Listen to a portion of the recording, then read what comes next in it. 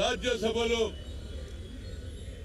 ఈ దేశానికి home minister అయినటువంటి అమిత్ షా మాట్లాడిన తీరు బయట కాదు, ఫ్లోర్ ఆఫ్ ద హౌస్ లో బాబాసాహెబ్ అంబేద్కర్ కు అవమానం చేసినట్టు మాట్లాడిండు. దానికి అవమానం ఏందని అంటున్నాడు నరేంద్ర మోడీ. ఏమన్నాడు? ఇది ఒక తమాషా అయిపోయింది, ఇది ఒక సిస్టమ్ అయిపోయింది. అంబేద్కర్ అంబేద్కర్ అంబేద్కర్ అంబేద్కర్ అంబేద్కర్ అని 6 సార్లు అని దేవుణ్ణి పూజ చేస్తానన్నా స్వర్గానికి పోతారు అన్నాడు. ఇంతకంటే అవమానం ఉన్నదాన్ని అహంకారం ఉన్నది అమిత్ షాకు, నరేంద్ర మోడీకి. అది ఎందుకంటే ఆర్ఎస్ఎస్ బీజేపీ బడుగు బలైన వర్గాలకు వ్యతిరేకం. నిజమైన స్వాతంత్రం 1947లో వచ్చినా నిజమైన స్వాతంత్రం ఎప్పుడు వచ్చింది? బాబాసాహెబ్ అంబేద్కర్ రాసిన రాజ్యాంగం. ఆనాడు మహాత్మా గాంధీ, పండిట్ జవహర్లాల్ నెహ్రూ, సర్దార్ వల్లభాయ్ పటేల్, మౌలానా గారు కడుపు గాలినవాడు పేదరికంలోకి వచ్చిన వాడే నిజమైన స్వాతంత్రంలో ఆయన చైర్మన్ చేశాడు. అలాంటి రాజ్యాంగం రాసిన అధినేత అందరూ మేము దేవుడు అనుకుంటాం. ఆయన ఎస్సీలకే కాదు, భారతదేశంలో ప్రతి అగ్ర కులాలు కానీ బడుగు బలైన ఉండడంతో అదే ఆలోచనతో ఆయన జరిగిన అవమానాన్ని తప్పనిసరిగా ఖండిస్తూ అంతటితో ఆగకుండా మల్లికార్జున్ ఖర్గే గారు, రాహుల్ గాంధీ, సోనియా గాంధీ ఇచ్చిన ఆదేశం ప్రకారం అన్ని రాష్ట్రాలలో ఇది ఒక పెద్ద ఉద్యమంగా ర్యాలీగా వచ్చి కలెక్టర్ కు ఇచ్చి ఆయనను బర్తరఫ్ చేయమని కోరుతున్నాం. అంబేద్కర్ కు అవమానం చేస్తారా మీరు? అంబేద్కర్ రాజ్యాంగం రాస్తేనే ఇలా పార్లమెంట్ నడుస్తుంది.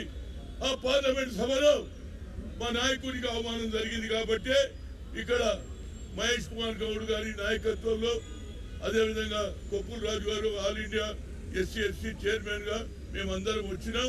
అదేవిధంగా నాకు ఒక కోరిక ఉన్నది మా కొప్పుల రాజు గారికి.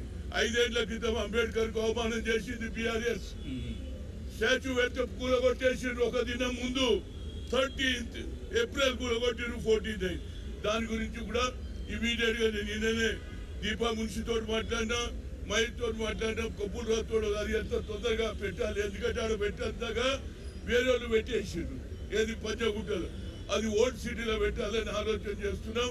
తప్పనిసరిగా అసదుద్దీన్ గారు కూడా ఒప్పుకుంటారు. ఎందుకంటే జై భీమ్ అంటాడు ఆయన కూడా పార్లమెంట్ లో 2 సార్లు మేయర్ కూడా చేశాడు. కాబట్టి ఓల్డ్ సిటీలో కూడా అభిమానులు ఉన్నారు. కాబట్టి ఆయన 105 అడుగులు పెట్టుకున్నాడు, మంచిదే. పేదవాడు చెప్పుకున్నటువంటి జై భీమ్ కార్యకర్తలు పెట్టుకున్న విగ్రహాన్ని కూడా కొట్టి నేను కొత్తది చేస్తే ఇప్పటి వరకు కూడా మన ఎక్కడ స్టేడియంలో అక్కడనే ఉన్నది. దాన్ని ఎంత తొందరగా తీసి పెడితే నిజంగా కూడా మా అందరికీ గర్వకారణం అవుతుందని చెప్తూ తప్పనిసరిగా ఆ విగ్రహాన్ని ఎంఐఎం వాళ్ళు కూడా ఓల్డ్ సిటీలో అభిమానులు ఉన్నారు కానీ వాళ్ళు కూడా ఒప్పుకోవాలని కోరుతున్నా. ముఖ్యమంత్రి గారికి చెప్పా, అదేవిధంగా మహేష్ కు చెప్పా.